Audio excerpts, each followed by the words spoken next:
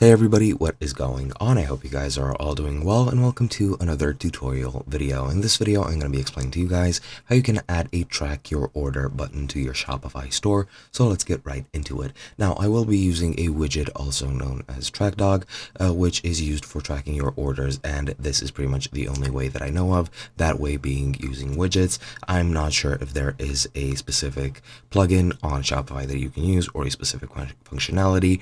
You might be able to code something yourself, but just save yourself the trouble and get a widget which will help you with this. Now, the way that you add this widget is you go into online store and then go into pages, and you're going to have to add a page for tracking. Now, I'm going to go click add page, and I'll just title it track your order, and here I'll enter into content. I'll add click track to track your order, and that should be it. Now what we're going to need to do is we're going to need to change over into the show HTML format, and as you can see, this is what it looks like. And below this, I'm going to go ahead and paste this code right here. Now this is the widget embed code for the TrackDog widget, so I'm just going to go ahead and add that and then click save.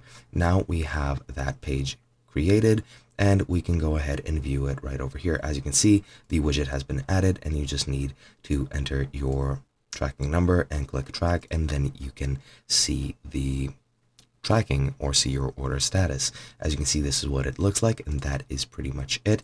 Now you can go ahead and add that to navigation, and you can go over into online store, click on customize next to your theme that you're using. Then you can go into pages, and you should be able to find a tracking page somewhere here. If not, then go ahead and create it. If I go into pages and click here and I select track your order, there should be a tracking button somewhere here, but I'm just going to select a default page, and for some reason it just takes me to the thank you order or the thank you page for my order, so I'm not exactly sure how to do that.